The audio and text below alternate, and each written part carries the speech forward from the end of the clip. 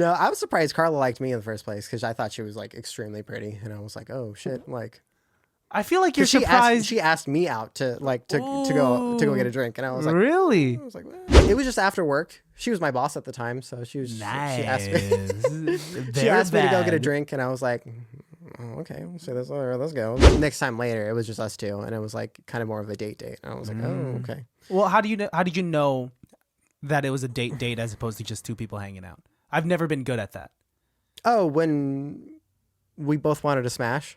Oh. So I think we just jumped right into it. So it was like, and I was just like, oh, okay. It can't be that bad, oh, it can't be that bad, oh, it can't be that bad, oh, it can't be that bad, oh, it can't be that bad. Yeah, like I feel. Oh, my nose. Ow, ow. Well, Melissa scared the shit out of me the last time I was using a neti pot because I was under the impression that I could just use water from the sink. You're supposed to be using DI water. Oh, yeah. No, you're filtered supposed to be water. filtered water because you can get an infection. That's what she was saying. She was saying like in some cases you could get like a brain amoeba. And I'd been doing this for 2 weeks straight because I had like a severe cold. Oh, brain amoeba? Yeah. And I was like, oh, thank you for telling me. You saw me like just get hot water from the bathroom sink. And I look at the bathroom sink and it's dirty as hell. I'm like, oh, I actually haven't cleaned the bathroom sink in a while and this has been going in my brain. No, but no big deal. Just an extra friend to hang out and talk to myself. I don't know. I'm already weird enough. I don't need to be talking to myself. I don't need to be talking to myself, and something else in my brain is talking to me, talking to myself. You seem like the type of guy that you already talk to yourself. You say like you utter words to yourself. I do sometimes. Well, like not. I try to not be like, because like some psychologists are like, sometimes it can be kind of unhealthy the amount of that you do talk to yourself, and sometimes it can be productive or helpful to talk to yourself. So it just depends on how you do so. Well, how do you talk to yourself? I like having like just conversations of. Well, sounds crazy, but yeah, like conversations about just like things that have like come up in my life recently and like how to approach some things instead of like, because you know I get pretty dumb sometimes, and like, you know, when I just like, instead of trying to just speak my mind and like sound like an asshole, I try to like evaluate myself and be like, okay, let me reword myself so I'm not sounding like an asshole,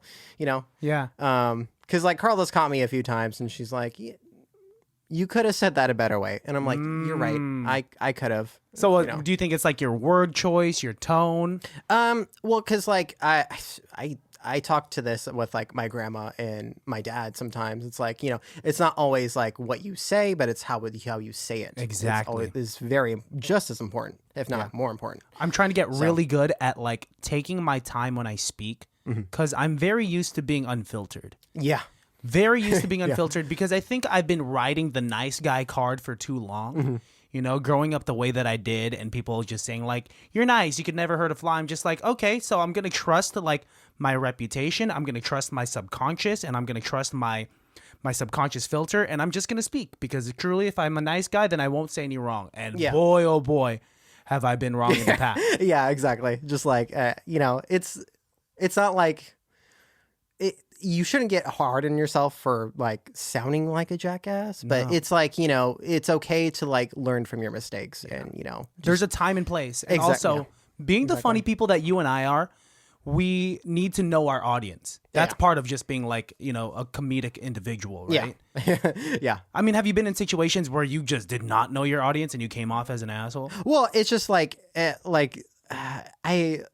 sometimes like I don't like really understand how serious the situation is that whenever someone's talking about something and I make a joke about something and then I'm like, okay, well, I probably should have said that. Sorry. But like, okay, well, you know, didn't mean to be a jackass, but you know, just like, but you could get away with it. I feel like you surpass my reputation of being a nice guy, of being a nicer guy. Yeah. I mean, yeah, I do try to be a genuinely nice person, but sometimes I get carried away and, you know, don't understand. I don't read the room correctly. And reading the room's getting harder as we get older, dude. Dude, reading the room around like younger individuals. Like, have you hung out with any Gen Z kids lately? Oh, yeah. And it's the toughest crowd. Oh, right. That exists. It's mostly just like memes and just like everyone's saying sheesh. Everyone's saying sheesh. Yeah, and like I don't know, sometimes bruh, man, that shit's raw. Oh, for real, for real? Hey, for real shit, man, I fun with that joint. You know what I'm saying? I'm like, what are you saying? Trying to sound like hella ghetto. Just because the people that they talk to online.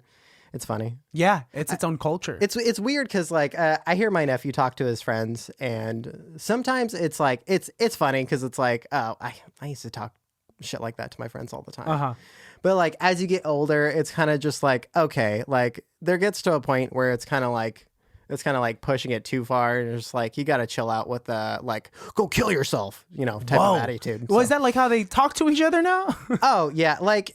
Sarcastically, I'm assuming. Yeah, it's very sarcastic, and sometimes they can be like kind of racist to each other, but like they're ironically racist to each other. But it's like at the same time, just like okay. I mean, guys, but I'm assuming they're all brown. I mean, because like your nephew, who I think you're talking about, is a brown individual. Well, yeah, dude, he's mixes as much as I am. Yeah. So it's funny. He'll go and talk to his friends. He'd be like, L plus ratio plus you're white.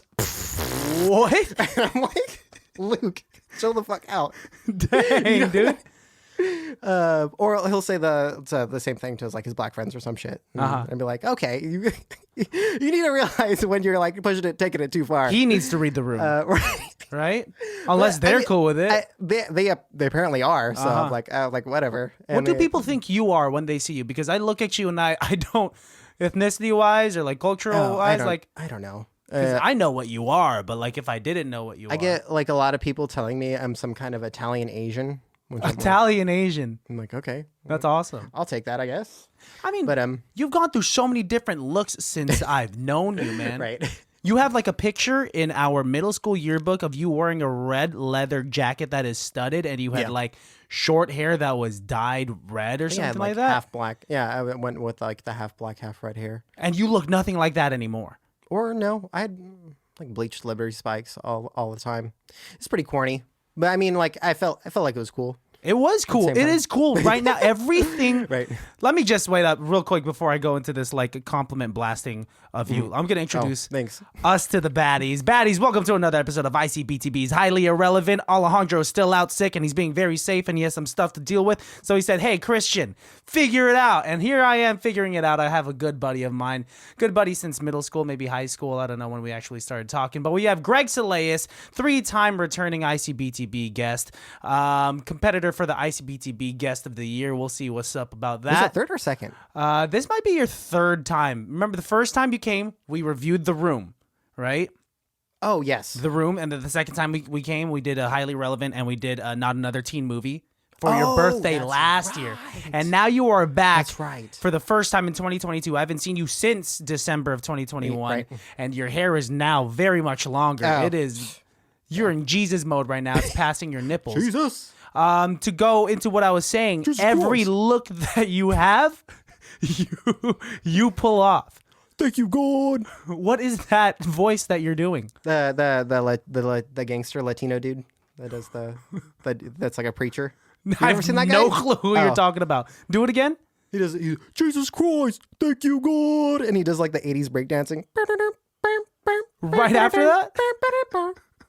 I love you, God. And he's like tattoos all over his face and like all of his body and shit like that. And he's like super like motorcycle gangster, but he's also like, I love you, God. Jesus Christ. Amen. Let's say a little prayer real quick. You are an interesting individual. Oh, I mean, like, I don't know. I've found him through like a meme thread. I feel like you've mastered the ability to do like 5-second impressions. Yeah. I feel like I can, but at the same time, it just I think it's just like my ADHD, like being like taking in like information very instantaneously and being able to like reiterate it, but digest it real fast. Being able to like forget about it really fast right afterwards. Yeah, and I'm like, I think I have the I have that skill set, but just the second half, I'll take in information but forget it. Oh yeah, and I won't utilize it. Oh yeah, so like.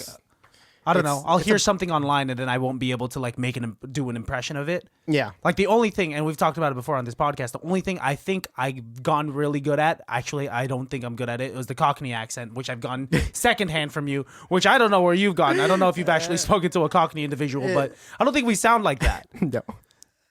I don't remember where I got that from. I think it was just because like I was watching like a bunch of like British interviews with like the Sex Pistols, like that famous punk band back then. Yeah. And like listening to them talk, them just being like, I don't know, on what kind of drugs and like, or just drunk as shit out of their mind and just listening to them to just fucking rant all the time. And that's how they sound. Also, the lead singer of this band called The Exploited is like the same scores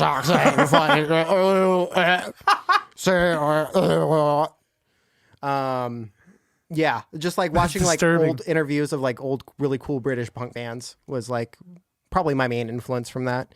But yeah, for the most part, it was kind of just a combination of everything I was just came up with on the fly. I was like, oh, okay. Well, that's I think what we call improv. Right. Right.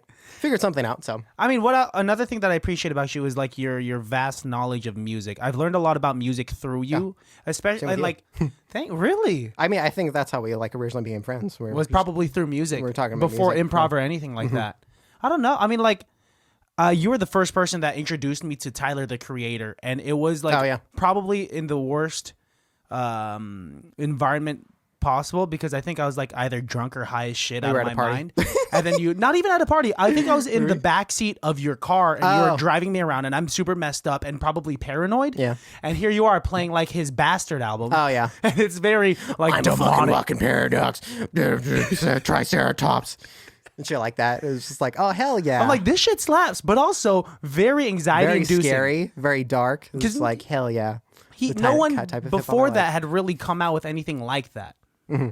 I mean, there have been some like scary like types of like trap. I know there's a genre for it. Like, yeah, I couldn't really think of any artists that like kind of like took hip hop to that extent of just being more just like, how do I say, like more like anarchy-ish, like punk-ish type vibes that like really like didn't give a fuck and in your face type shit. Yeah.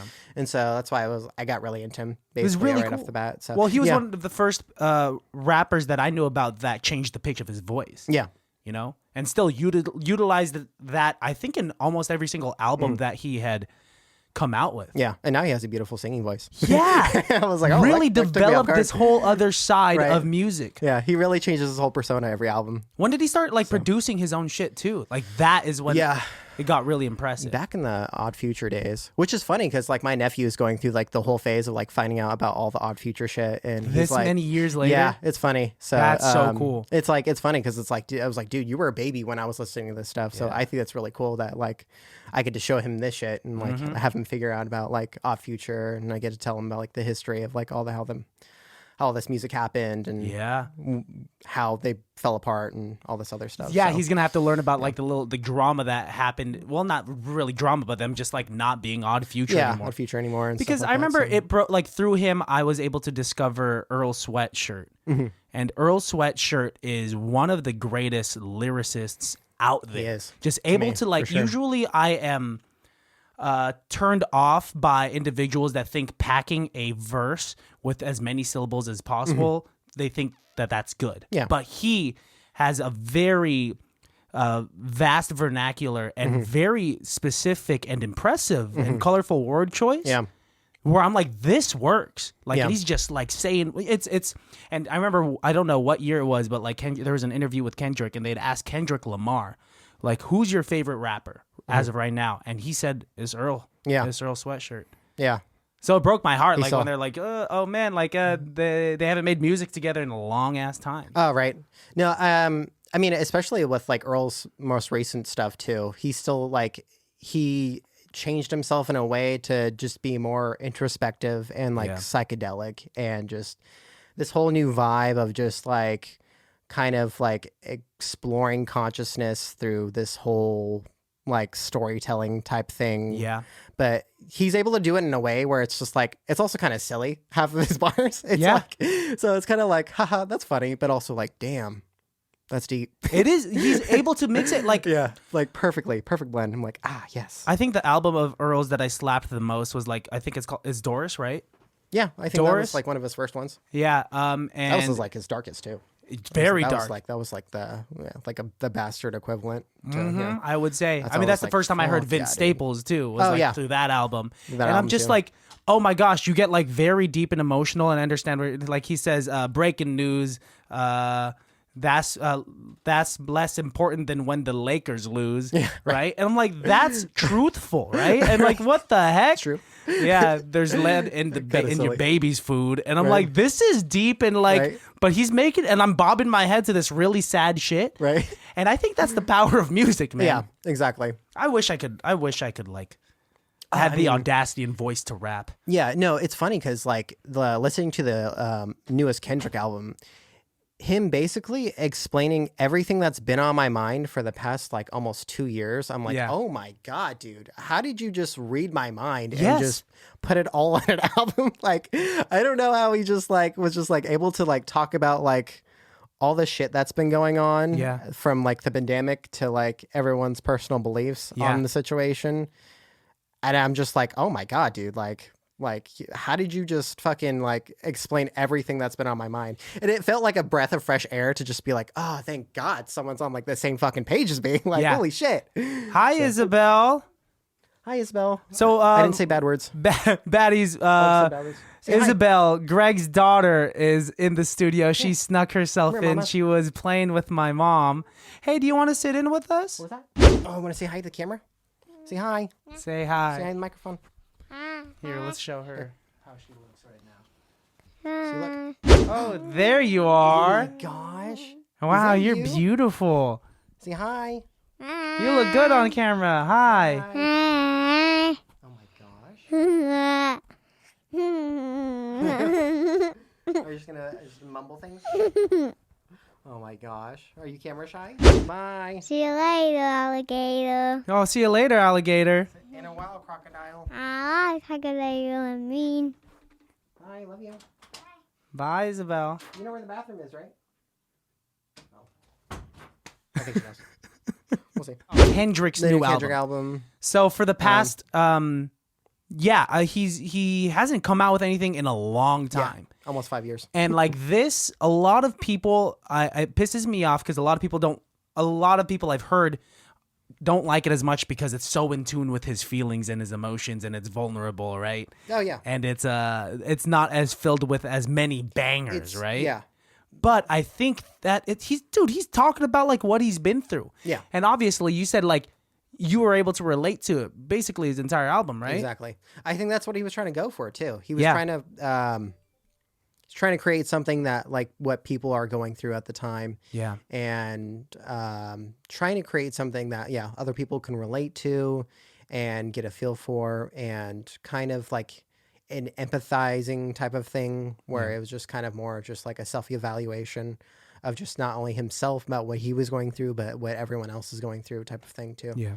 So, and then there's that piece where he was arguing with that one his girlfriend or something. I think We Cry Together is that We track. Cry Together. Ugh. God, such a beautiful, So like, good little snippet. I was working out while listening to that, and I was like, I shouldn't be this emotional when I'm working out. Right. Yeah, I mean, it's like the way that I categorized that track is very much how I categorized. Do you remember the movie Uncut Gems with Adam Sandler? Yes. Very stressful. Very stressful. Very good. Oh, from beginning to end. Yeah. Like, Not going to watch it for a few years. yeah.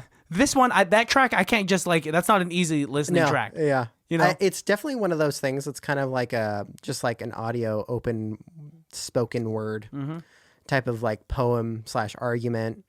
It's like almost a play. Yeah. I mean, also if you've lived in the hood before and you've lived in like an apartment complex or anything like that, because I have, and you've heard shit like this. This is very, very close to resemblance to like a lot of arguments that I've heard, except either ends in like domestic violence or someone slamming the door and leaving and driving off in a really fast car, or them doing it. So You hear all of that. pretty much. It's like all of those emotions all at once. I mean, you grew up in Vallejo. You've like lived in Vallejo ever since much. ever since you were a kid, right? Yeah. So and I love Leo. Don't get me wrong, but there's a charm to it. It's had a lot of ups and downs, and like as E40 once said, it's one of the first ever cities to go bankrupt in California. Man. Crazy. So yeah, it's been through its rough patches, and it sucks because it was really hitting like a good spot, like right before the pandemic hit, and then as soon as the pandemic hit, it just fucked everything. You just got hit again because look at the marina. We got a bunch of businesses opening at the marina. Mare Island's getting more business, right? Mare Island Brewing Company's right there. It even came to Benicia. And then the pandemic hit. And but the properties are going up and up in Vallejo still. Expensive, Yeah, because Melissa and I, we're trying to look for properties and we're looking in Vallejo. So, I mean, I don't know. I mean, the Bay Area in general. Do you think you're going to live in the Bay Area forever? Carl and I definitely want to stay in California. Yeah. But we want to have our own little vacation property out in Texas. Oh, nice. Just because we can pretty much build our own little mini house the exact way we want to build it in any way possible for a lot cheaper than buying a house out here in California. So we were we would rather probably just stay over here and then have a little escape to go to out in Texas because the girls love the animals. I know. So, you went out there maybe sometime last year, I think. Oh yes. And I just saw you posting on Instagram a bunch of llamas. Last October, yeah. Oh yes, there's a family of llamas. You say that like it's a normal thing. What do you mean there's a family of llamas? Candace, Beth, Jesse, and they just had a baby. And they all have sitcom names. Yeah. And they have a I sitcom forgot what baby. we named the baby, but you named all of these llamas. We all named them. We all kind of talked about it. Wait, whose llamas are these?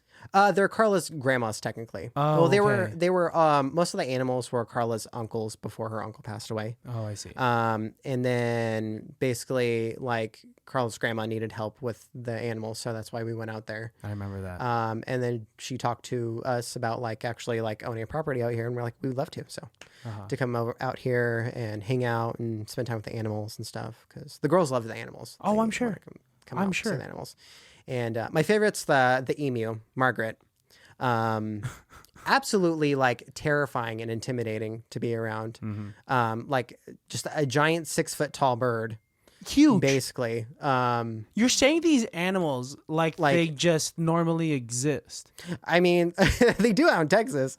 There's farms for all kinds of exotic animals in Texas. I thought all they had in Texas were your typical farm animals. Horses and cows and stuff like that. Pigs and whatnot. There is a lot of that, but there's also a lot of sanctuaries for exotic animals because Texas has this weird law that they basically pay for all the taxes if you want to raise exotic animals. California needs to be like that. I think it's because California is already dealing with its own issues of invasive species. Oh, I guess so. I mean, we got a shit ton of turkeys everywhere. Right. So, I mean, it makes sense, law by law state as far as which animals can be owned. I think because in Texas you can own as ferrets basically, but in California you can't. Are they considered an invasive species here? Ferrets? I don't know because I don't see them anywhere, and I don't think they're invading anything. Yeah, I know. That's what I'm saying. It's it's very just particular and what you can own, what you can't. I think own. it's very subjective. So, I mean, for the longest time, right. If I didn't own as many dogs as I did with this family, I want a pig, dude. Right. I mean, they might get really big, but really big and really smelly, but really big and smelly because they have to roll around in mud because of their lack of sweat glands. However, those things are smart. I used to they're go intelligent. Yeah, they're man. very intelligent. Just like dogs, they would wag their tails if they're feeling emotions. I used to go on a run here. I still do go on a run here where, but there was a neighbor's backyard in particular where I would see this pig. And I would just stop and I would hang out with this pig. It looks like I'm breaking into this backyard, but I really just want to spend time with this pig. Yeah. And they were trying to give the pig away, but I don't think you could legally own a pig as a pet unless it's a farm animal, technically, I think, in the state of California. Yeah, it's weird the laws as far as what you can and can't have as far as property wise. Hold on, my phone's just going off. Oh, it's all but good. yeah, it's weird. I don't really I haven't really looked into it as far as the nitpicky stuff. What do you want to own? If you could, if you were in your fantasy world, Greg Salais' fantasy world, what type of animal do you want? I do want a little reptile sanctuary. Whoa. I do have a sweet spot for lizards, bearded dragons, turtles. And you've always wanted this as a kid? Yeah, well, it's because my old friend Derek, shout out Derek, he's like a cool firefighter now. Shout out. His mom used to own like a reptile sanctuary at her house where she would like help like rescue like giant turtles, like iguanas, and I think she had like a whatchamacallit, what are those big ass ones? Oh, like a something dragon, like a no, am I not a bearded dragon, not but a bearded, because you just said bearded dragon. No, there's something like that. Yeah, like she had some like really cool ass lizards basically. And but I can was they like, emote? Like, can you feel love from these reptiles? Yeah, no, iguanas are like really sweet pets if you Really? treat them right. Yeah. What are some examples of how they could be sweet? Yeah, Entice me, they'll please. come and cuddle you, and you can Really? like pet them and stuff like that. Yeah, Interesting. yeah, they're really sweet. Do they like pets? I mean, like they're just there's Yeah, they can be obedient like pets. So Interesting. I mean, there's some animals that like I definitely don't think like should be like pets. Like, 'cause it's weird because like after watching that like that Joe Exotic yeah, TV series, Tiger King. I had no clue that like you could just own as many tigers and jaguars out in like what is it, like Tennessee or something like that. I think it was one of those that you states. could. Yeah. You just have a shit ton Legally. of them on your property legally.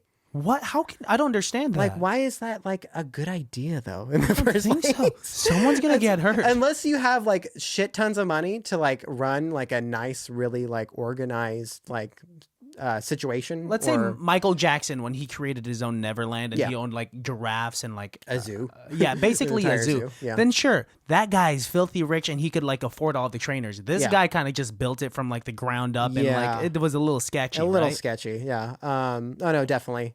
Because they were feeding like their animals a bunch of like old like raw meat too and stuff like Yeah. that. Super Not good. unhealthy They're gonna diets. get sick. Yeah, exactly. So I don't know. As far as like it being like the ethicalness around it, I definitely don't think like giant exotic animals should be kept anywhere within like a domestic setting. Yeah. They should definitely just stay wild. Like, What are your thoughts on like? Because I worked at Six Flags Discovery Kingdom, and I used to get. I was an announcer for all the animal shows there. So for like the dolphin shows, for the wildlife show, where they would like display like Arctic wolves or like sloths and like yeah. even like millipedes and like and foxes.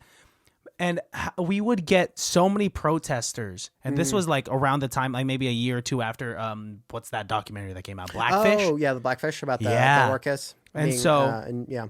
And even though I'll get into it, but we would have protesters out there, a lot of ignorant protesters saying like, free the kangaroos, free the kangaroos. Yeah. And we'd be like, we don't have kangaroos here at Six Flags. Yeah. And I worked closely with the trainers because I was an announcer, and I saw how much they loved the animals there. Yeah. And I'd never really seen the documentary. I'd seen clips of it. I'd never seen the documentary Blackfish, but I could tell that the trainers loved their animals so much. When they would get sick, they would, they would spend so much time. OT taking care of them. They would love Take care of them. them, yeah. And almost, I think all the animals out there, they were either endangered or they were rescues. They're rescues, And they were suffering from some sort of like, some sort of like disease or like neurological disease where they could not survive out in the wild, or they've already imprinted with humans because they were illegally owned. Yeah. So they would not survive out in the wild. Yeah, So it's not like they were being captured, blah, blah, blah. I don't think enough people did their research. I know that this is a controversial topic, but I feel passionately about this because I have seen it. Yeah.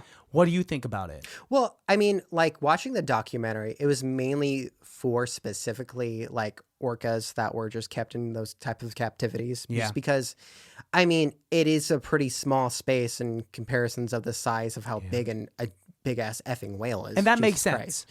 So, I mean, yeah, that makes sense. And the fact that they have a giant, bigger frontal cortex, so that way they experience more emotions and are way more beyond intelligent than almost like I would say like in comparisons to humans, as far as like their emotional intelligences are almost like more so in comparison. Yeah. But it was mainly towards just whales and like sometimes dolphins in some cases too.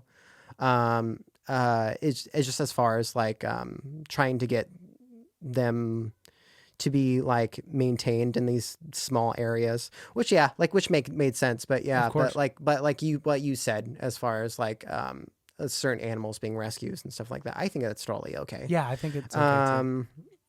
Yeah, it's like it's very specific as far as like like what situation each animal is in. You can't. It's tough to take a general stance when you don't understand the specific situation of the animal. Exactly. Like, yeah, I mean, I don't think it's the dolphin's preference to be in a pool where it's not as big as the ocean, right? Yeah, where it can like run free as far. But much if they've they can. already imprinted on humans, or if yeah. they're suffering from some sort of like physical deformation or neurological disability, then it's better than them going out there and not surviving because they don't know how to catch their own fish. Exactly. And they don't know how to escape from a predator. Exactly. Mm-hmm. So I don't know. I mean, it's stuff like that. I mean, it's not like, I mean, we've domesticated dogs and cats for like over hundreds of years. Crazy, dude. And it's not like we're going to go and release every single little dog and cat out in the wild and see how they do. Because most of them are clearly not going to be able to survive. Are you the type of person that you are able to stomach those National Geographic shows where you could just see a beautiful gazelle just galloping in the South African wild, and then out of nowhere is a lioness just trying to bring some food home for its pride. Oh, yeah. And it just bites the hell out of the gazelle, and you see like 20 of them escape. Can you watch that type of stuff? Oh yeah, my favorites like You can? Oh yeah, Holy my fuck. favorites those were like my shows when I was a kid. My favorites like watching crocodiles and alligators like sneak up on their prey. Because it's like it's so like out of nowhere, just like jump scare type of shit. Like, oh shit! Well, if you're looking at a Big crocodile, ass 7-foot like lizard just comes out and just like snaps your neck in half. they look inanimate. Badass. They're Yeah. so slow. They don't Yeah. look like they're breathing. I don't think I've ever seen one blink. And then out of nowhere, it snaps and like eats you. It's kind of scary too, because it's like, what are you gonna do? It's just floating there, like staring at you. Like, oh, I've had nightmares about kill me. like, waking up in a marsh or like a swampy area, like in the south, and like having to walk and traverse through it, and like thinking I'm gonna get eaten by a crocodile. Oh yeah. Terrifying. Definitely. Like at my uncle's ranch up north, he's seen like alligators and stuff in the dam every once in a while. Terrifying. But they usually like don't come by very often because there's not many fish in there for them to feed off of. Okay. So and plus it's like a flowing dam, so it's like they have really much, but they come by every once in a while to cool down. So, but those mofos are huge. I bet they're really big. Really big. Have you seen the albino crocodile? That's in the Academy at of Sciences, I believe. Super cool. Really cool. Super cool. The fact that like animals like alligators can just be albino. I thought that was really cool. Yeah. I didn't know that not that long ago because I was just like randomly looking up like hairless mammals. I made an IG post about it not that long ago. That sounds like something you'd search up. And like the amount of like animals that actually suffer from like being like it's like a like an alopecia type of disease. Yeah. But it like they actually do, like multiple animals can suffer from it, like from chimpanzees to bears, which to sucks because like horses. we, if a human suffers from alopecia, shout out Chris Rock.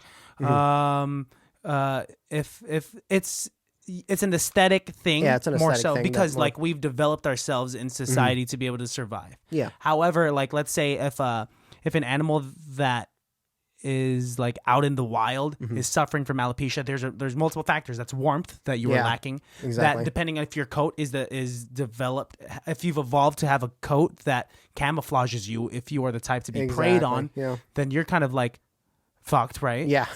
Right off the back. Yeah. I think the cutest were the hairless raccoons. Those are super doesn't cute. exist, really? Yeah. What do they look like? They still have the same spots. Oh, It's on their skin. It's really cute. Think about raccoons that make them very cute. The fact is, they have thumbs. Yeah. I think I've talked about it before. If I can find the video, I'll put it up. I saw a raccoon sweeping the floor.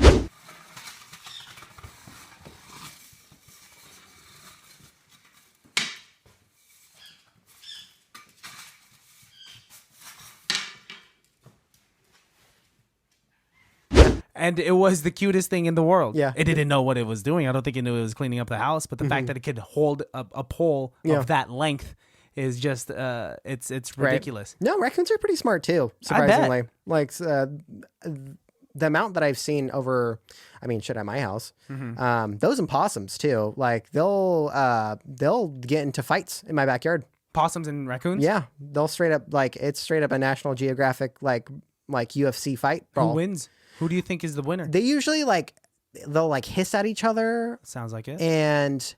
But then a skunk will come by and they usually break up everything because the skunk usually just. Well, the skunk is also has the same colors as a referee, so it makes sense. Right. It's mediating this fight. She's like, whoa. Chill out. Yo, possum, chill. That was definitely a bad call on you. All right, because you shouldn't be doing any hits underneath the belt. No canine teeth. No canine teeth. All right, you guys both have rabies, so that's fair. That's completely fair. But right now it's you guys are doing very under the belt type of hits. Exactly. It's basically it's funny. But possums get a bad rap because they look scary They at just night. look ugly. That's the only I think thing. they look cute. Do you think they look ugly? I think they can be cute, but they look ugly for self-defense. Sure, they have to. They have to. And they have to play dead. Yeah. They can't look pretty. Yeah. I mean, shit, there's so many vulture hawks. Yeah. Big ass mofos. I want to say a wingspan of 3 or 4 feet. Yes. That come flying over my house. And I'm like, thank God I don't have a tiny ass dog. I'm like, this mofo is going to sweep up any chihuahua. I'm terrified of my dogs going outside. Oh, yeah. Because of a hawk. I see them flying around here in Water's Edge. They could just swoop them. Yeah. Thank God, not thank God. I mean, I was going to say, thank God one of Mickey, my other dog, is dead already. Thank God he's dead already. Thank God he died a natural death because I was terrified for him because he literally, at the age of 13, 4 pounds. What is a dog? How is that an ancestor of a wolf? Fully grown, 4 pounds, not hairless, but also not hairy, lacking teeth. How does a dog have gingivitis, an extra toe? How are you living? And why am I letting you outside? Right, exactly. Unmonitored. Kind of nerve-wracking, but it's okay. It would last probably 2 hours in the wild. Well, I mean, you guys don't have a lot of large trees that no birds can really perch up in, so that's cool. But unfortunately, over where I live, there's plenty of hawks and vultures predators that can just chill and wait. And they can fuck with you. They don't care. Oh yeah, they don't care if you're human. Will. Yeah. I was at the park the other day with the kids and there was 2 of them just circling around us. I was kind of scared. I was kind of Should be scared for all of you. I was close to my daughter. I was like, you guys better not think that my daughter is pretty. Yeah. Olive is an 18-month-old child, right? still able to get swooped. I highly doubt they can pick up an almost 30-pound baby, but still dude, she's huge. Right. Why is she? Because I saw Isabel growing up around the same age. Not nearly as big as Olive. Oh no, and she's strong too. She looks like it. Strong. That's not baby fat. That is full muscle. At the park, she'll pretend she's doing pull-ups. And she'll do pull-ups before she goes on the slide.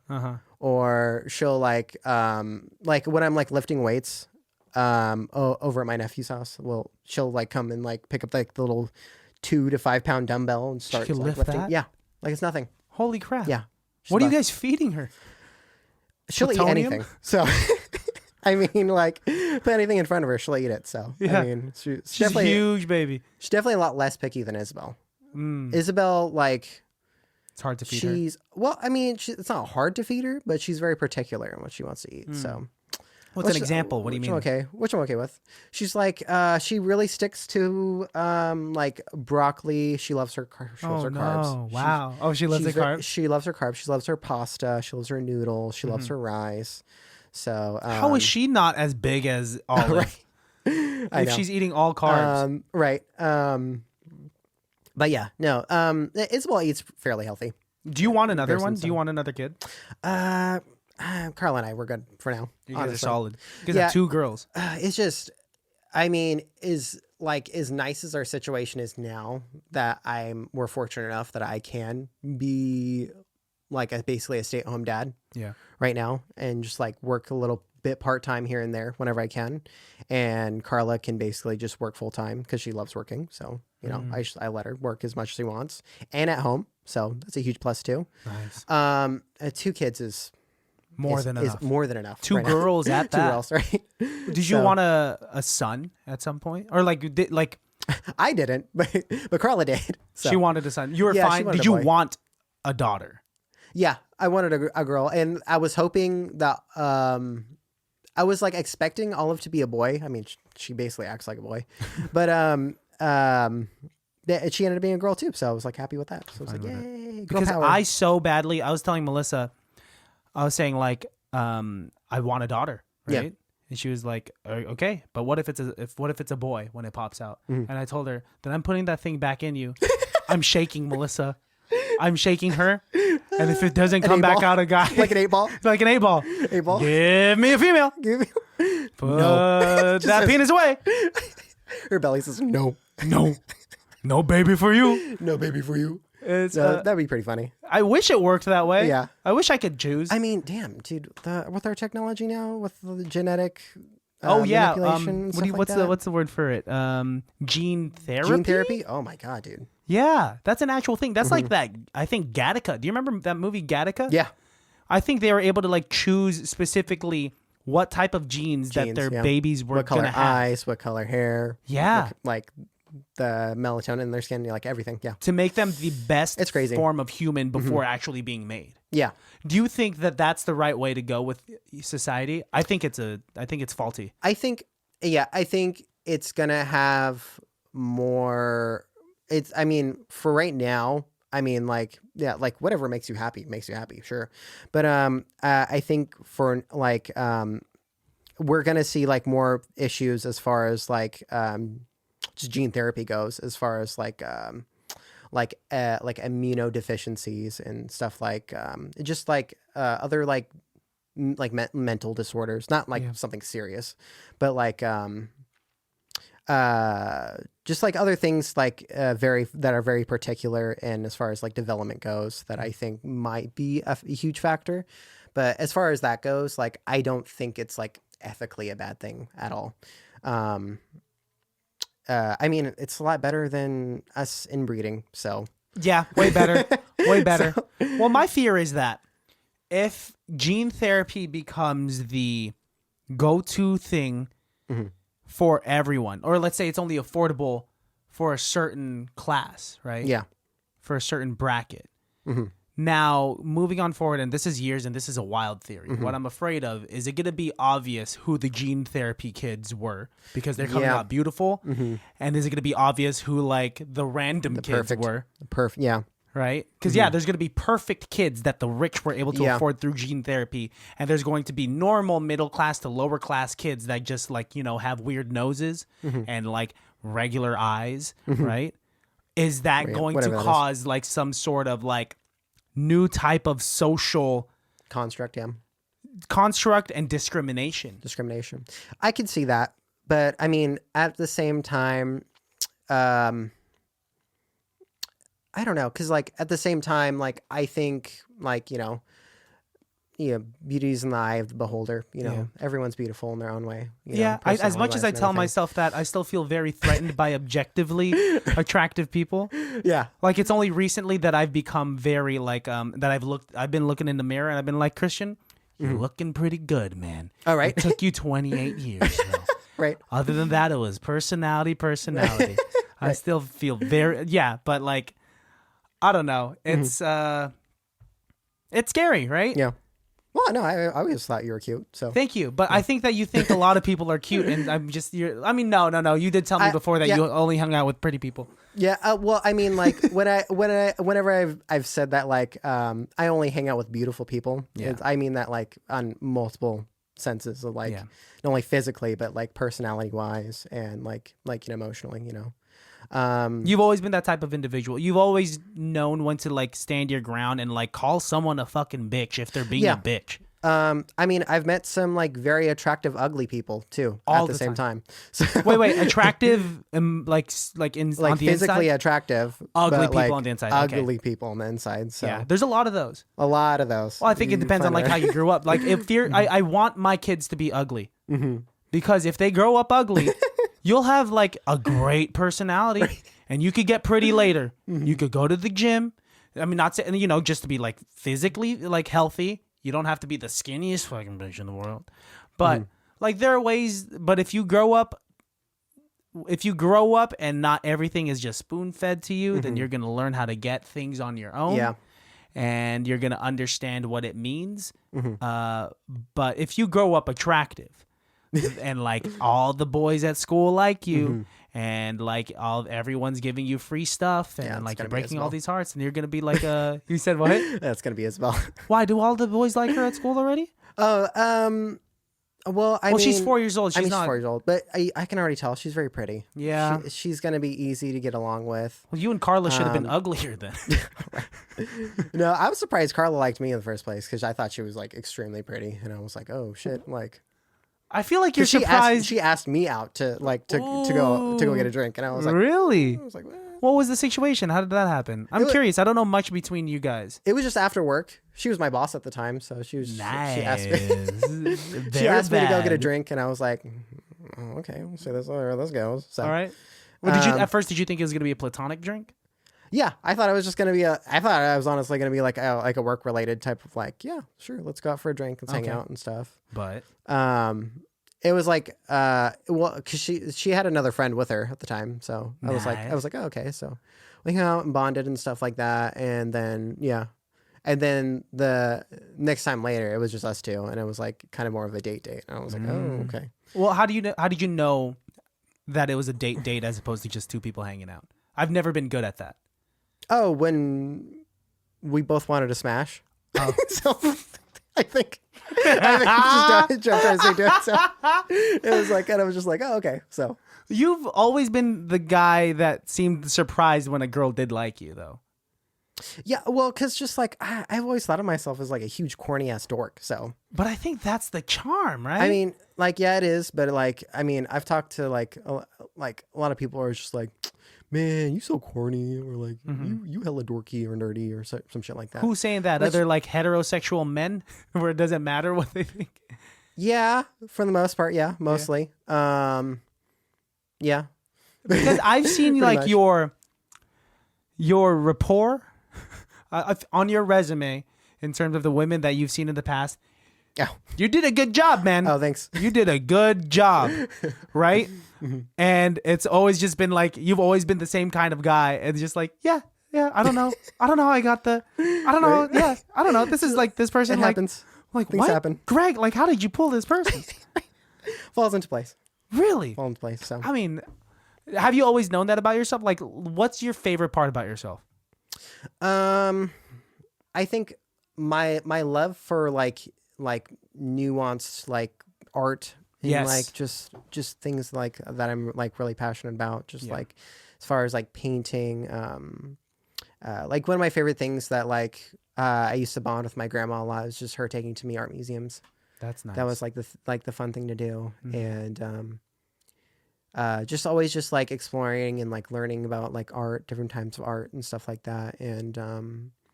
And her showing her passion for like also movies too. She used to also take me to movies all the time. That's why like you are a well-rounded individual. Like it's not just a few. Thank you. Because you explore broadly. I mean, that's also like it's also like my ADHD being like, I'm into this now. I'm into that now. Oh, this is cool. But this is also pretty cool. But it's like, maybe I should get better at this first. It's worked in your favor, though. Yeah, it has worked in my favor. But at the same time, it's kind of just like, okay, well, I'm generally good at a few things and should get better at some other things. But like, I'm proud of where I'm at right now. So good. That's really good. Like, I can sew. I can kind of cook. You've always been able to sew. Been getting better at graphic designing. Yeah, you've been making a lot of like album covers for a lot of people. That's my favorite for a lot thing of to creators. Do. I love collaborating with other artists. I think that's my favorite thing to do. And I still have things a list of things that I still like want to like make myself learn to do. What's on that list? Like I want to get better at like building stuff. What made you want to get into that? Just like just learning stuff from my dad. Like, because he's always been like very crafty at just like building just like random shit on the fly, and I'm like, I want to be able to do that. Yeah. Yeah. And I want to be able to like one day like help out people like build their own homes and stuff like that, you know. Wow. There's this like group of people out in Oakland. I forgot what they call themselves. The Warriors. No, no, The Golden State Warriors. no, it's this community of people that help build shelters for like the homeless people. It's like this collective of people. I forgot. And if you have that skill set, are you able to just join that collective of people? Anyone like, is help out? really, yeah. So they if could you just have help any out in any way. Yeah, in any way. If you're able to like cook, clean, and stuff like And that. so you were really inspired by that to be able to pick that up as well. Mm-hmm. My grandma taught this guy, Derek, different Derek. Not the fireman? Derek Uribe. He's a famous clay ceramics creator. Exhibits out in like France and shit now, and he has a exhibit right now out in San Francisco. Holy shit. Very beautiful pieces. But yeah, it's funny because he came by to come visit my grandma not that long ago. Got to catch up with him and stuff too, and he was like even telling me, he was just like, "Yo, what happened to you like making clothes and stuff like that? You should totally get back into that." I was like, "Yeah, if I got time to." Yeah. Right now, like graphic design stuff is like a lot more accessible to like just create on the fly as opposed to like being able to like sew in pieces and stuff like that. Also, because like I got kids, so I got to be careful with like needles and shit everywhere, and like scissors. So you can't just have that around. Exactly. So I try to be like as like thoughtful as much as I possible, like being a parent and responsible at the same time. So it's all these factors right now that I'm like trying to like work around as far as like what I can and can't do as far as like just being cautious. But you're able to do it. I mean, like, lucky you live in today's day and age where you could do that. Yeah. If you think you lived back then, what do you think you would be? What do you think your occupation would be? It would probably just be more like carpentry. Okay. More stuff like that along the sides of just like building stuff. And if you were to choose a decade to live in and thrive in, what would it be? I don't know. And this could be anything. This could be just like a way outside of occupation, but just in terms of culture. Yeah, I would have loved to be around in like the 40s, 50s, just to be there, just to listen to like people like Malcolm X and Martin Luther King and like wow, for all of like the very big reasons. All like the big speakers back then. Yeah.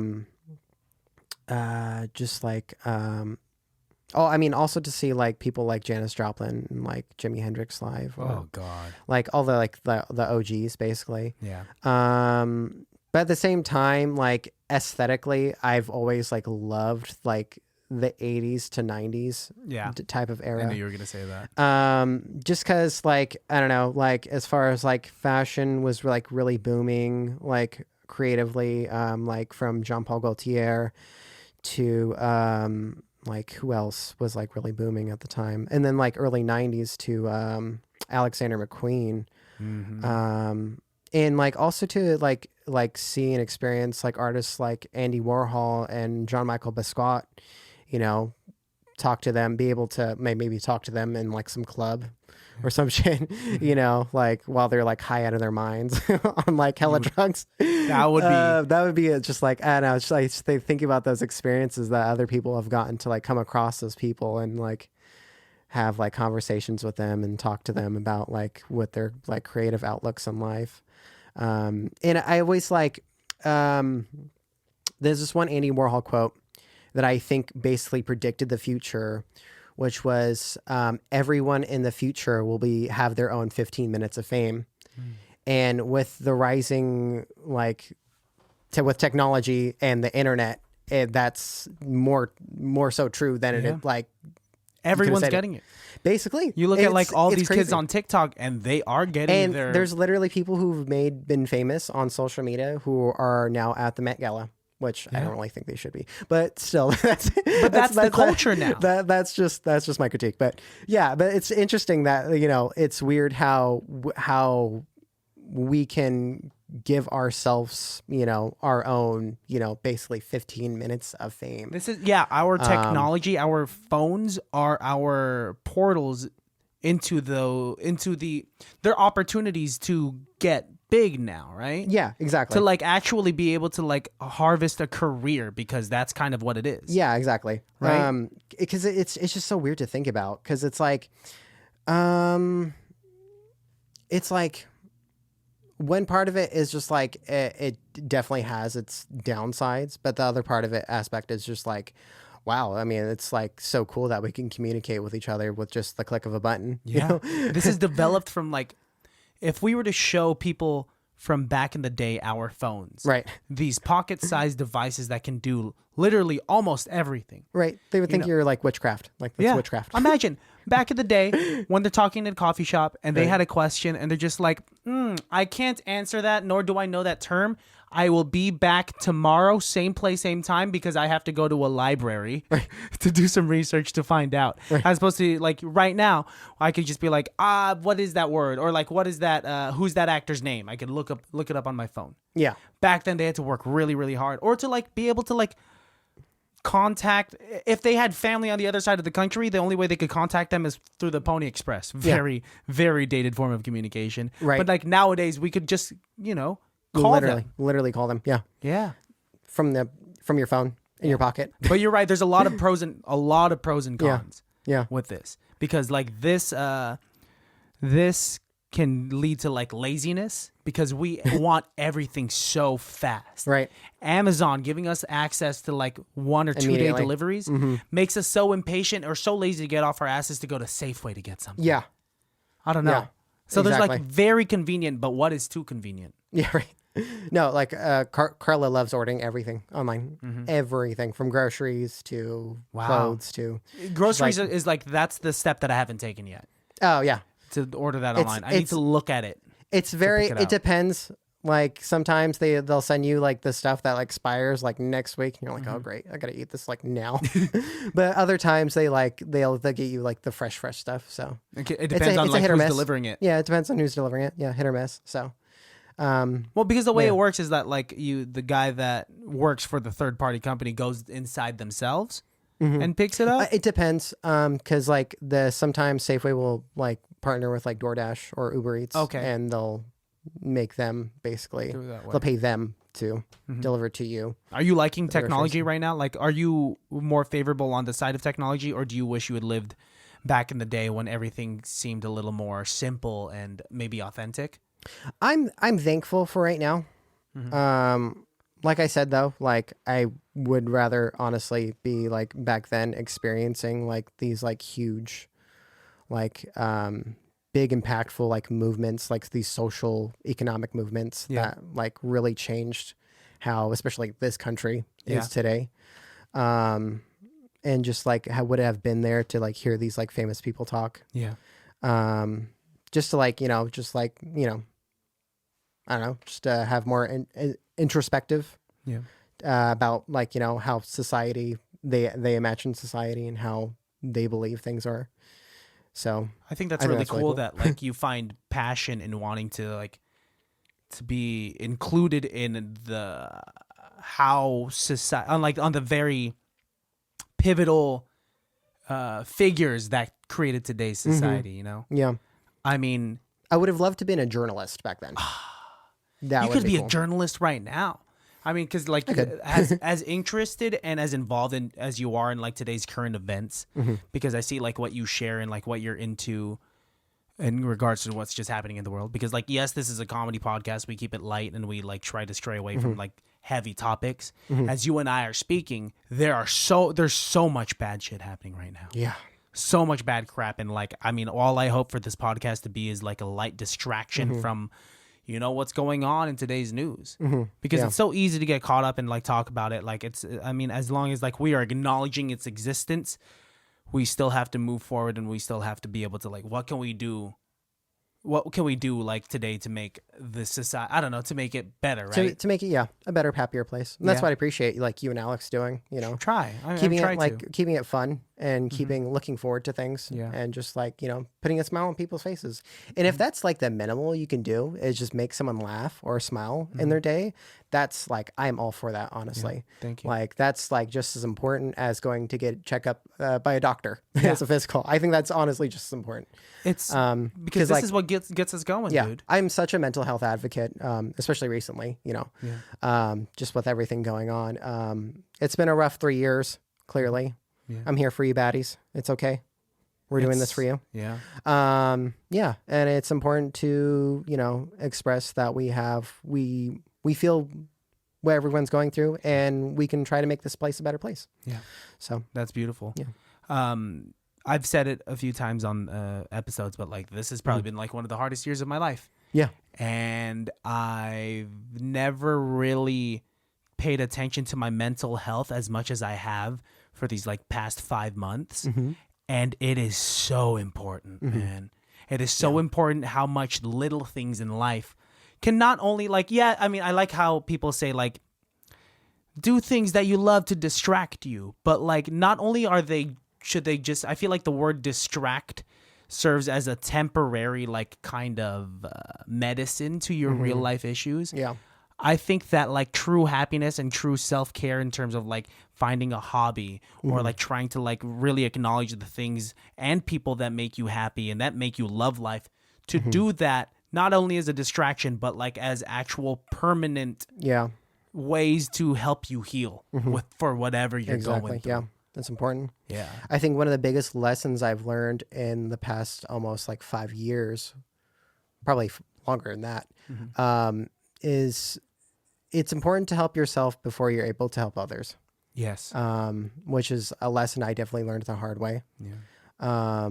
Especially myself dealing with my own mental health issues ever since like I hit puberty, dealing with like anxiety and depression and just like kind of like dealing with it just like by like joking about it and like just like being like haha goofing around with my friends about it.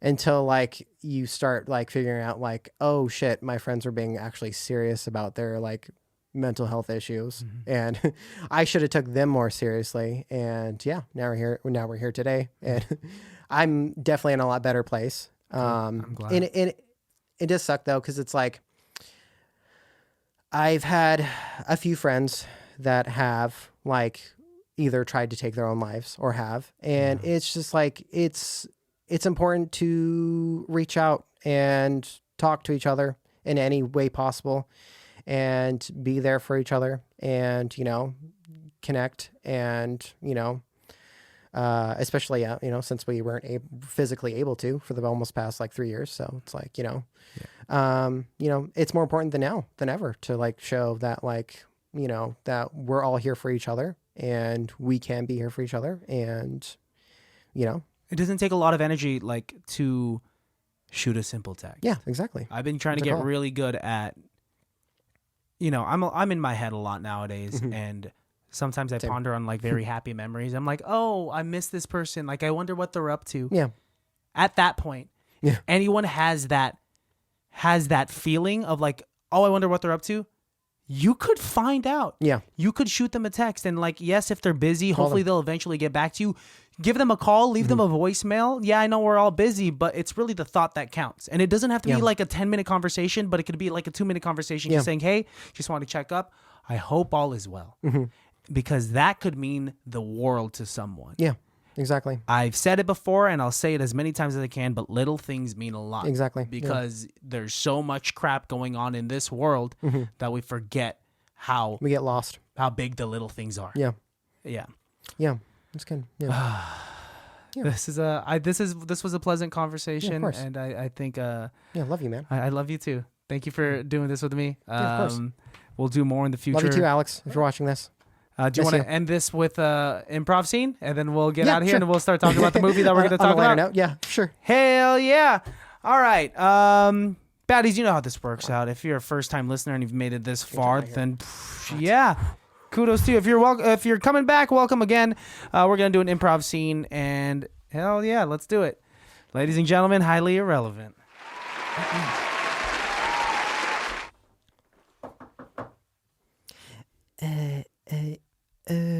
hold on 1 minute.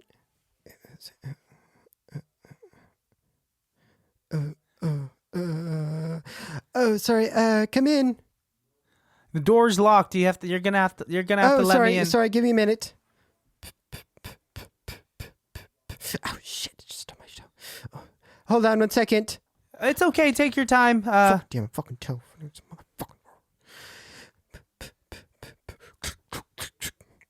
Oh gosh, that door's so squeaky. Hi. Are you Hello. Gregory? You look like your Hi. pictures. You look like your photos. It's me. Thank you, Samantha. Samantha. Oh my goodness.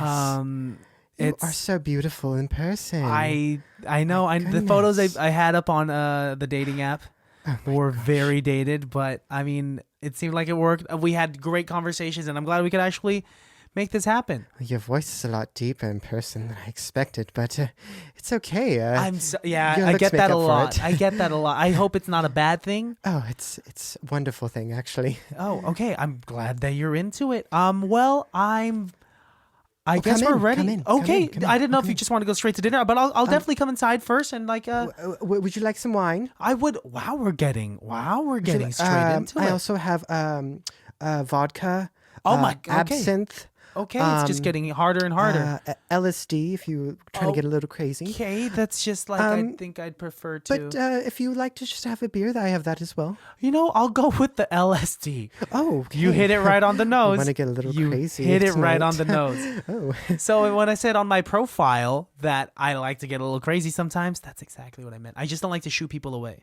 Oh, it's okay. What is that accent from, by the way? I'm so curious. This is like Long Beach, and I've never met anyone like you. It's funny that you've pointed out my low voice, but honestly, you sound like, and I love it. You sound like Frodo. You sound like you're from the Shire. I was trying to go for like a young Miss Doubtfire. Oh. Okay. Well, you can be whatever you want. Oh, thank you. Yeah. Okay. It's very weird that. Wait. Let's break this down. If we're gonna make this work long term, I need to understand what just happened right there. Do you have two different? Is this a character or is this real? No, actually, it's kind of a multiple personality disorder. Oh. But I'm working on it. I don't discriminate. I just need to know, is there any more that I should know about?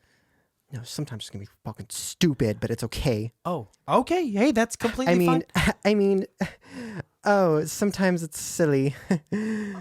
Hey, I think it's charming. I think you're mysterious. I think you're going to be full of surprises. I feel a lot of fucking surprises. Okay. Should I take this LSD? What? Should I take the LSD? It's up to you. I'll if you wanna stick with get a the little beer for wild. right now.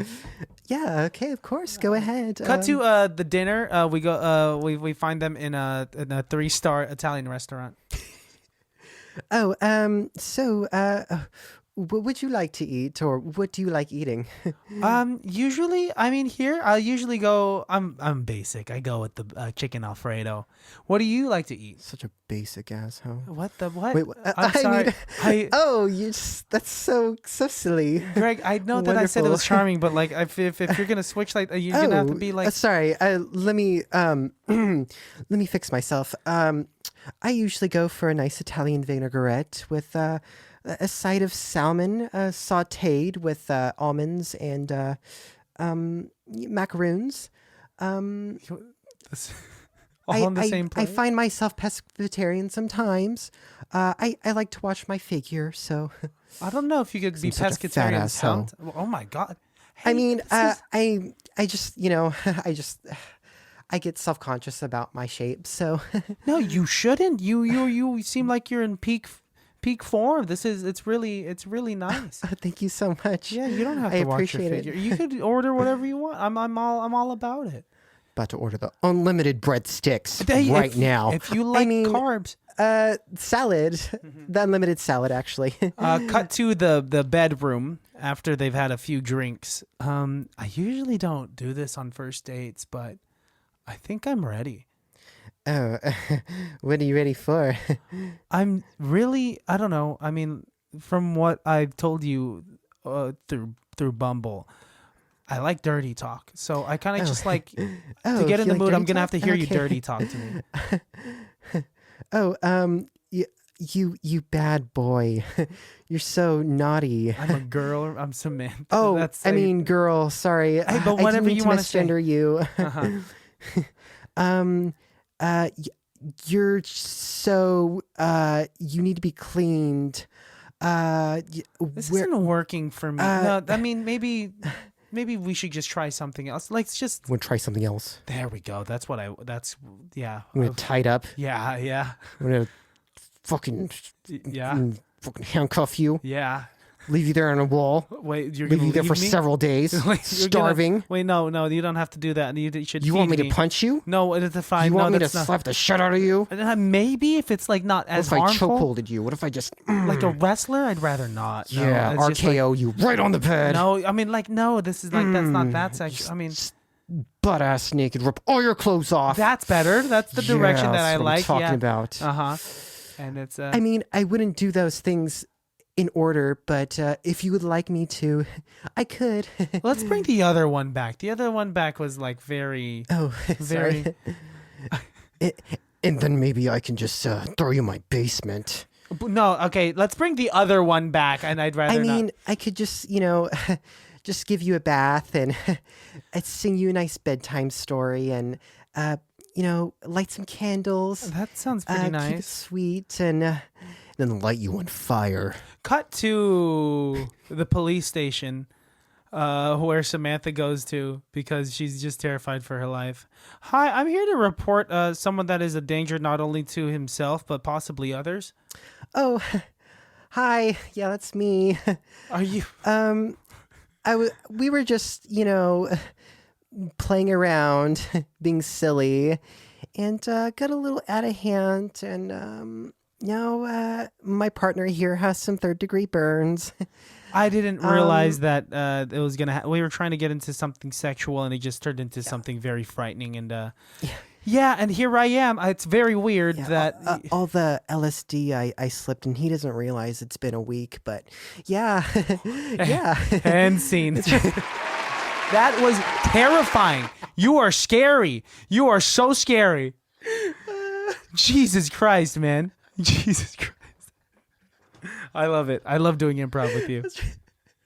Yeah, I've been watching. Just finished watching Moon Knight. So You were telling me that's what about that, and Oscar Isaac has a bunch of different personalities. dude, I haven't he seen it yet. kills I it. haven't seen it yet. fucking kills it. Oh, Jesus gotta watch. He's my Christ, man dude. crush. He's my Yeah. celebrity man crush. Oh my god! What Like a good-looking man. acting wise, like the way he like gets down to like the whole like nitty gritty of like understanding like the multiple personality disorder thing.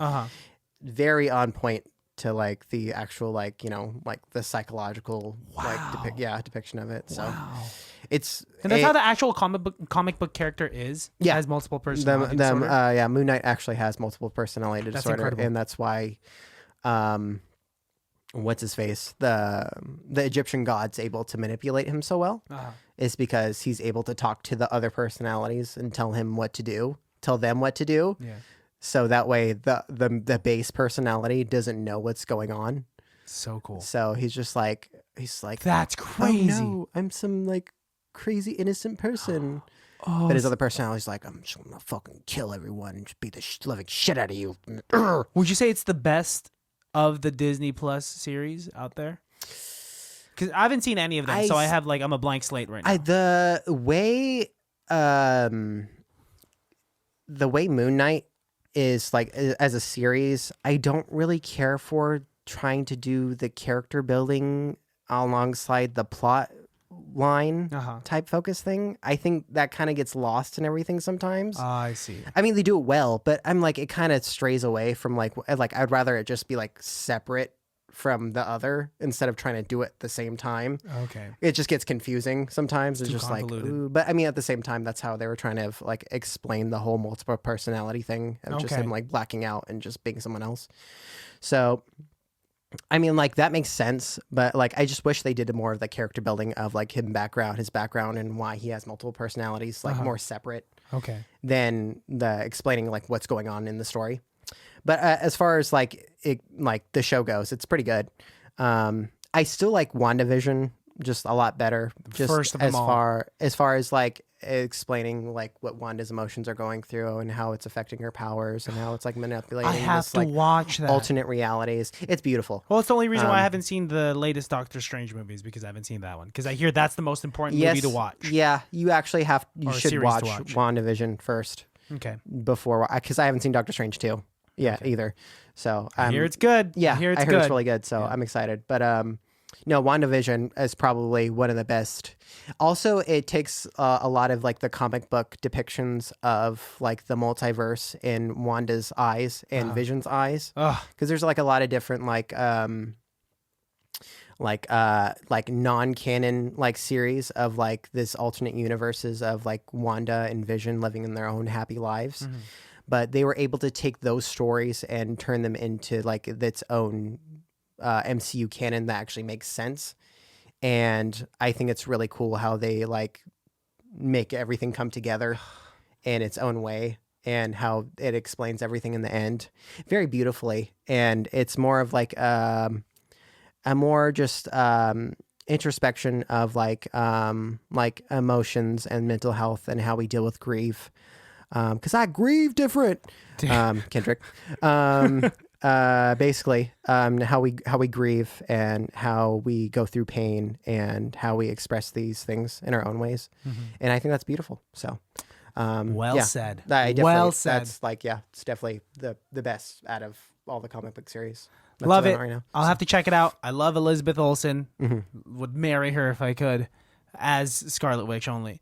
But Take that, Olsen twins. they don't get enough love.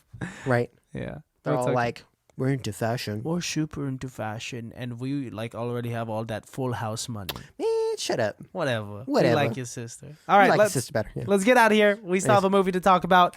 Baddies, this week Yeah, boy. we watched Enter the Void. A very trippy Gaspar Noé film that is a 2.5 hour movie of just straight trippiness and anxiety inducing footage that we'll get into. It's freaking awesome. Thank you for bringing that movie to us. But yeah, check it out. Baddies, we love you. Greg, thank you for filling in for Alejandro, and we'll have you back in the future. Of course. And until next time, we'll see you later. We love you, baddies. Bye. Bye. Can't be that bad, oh.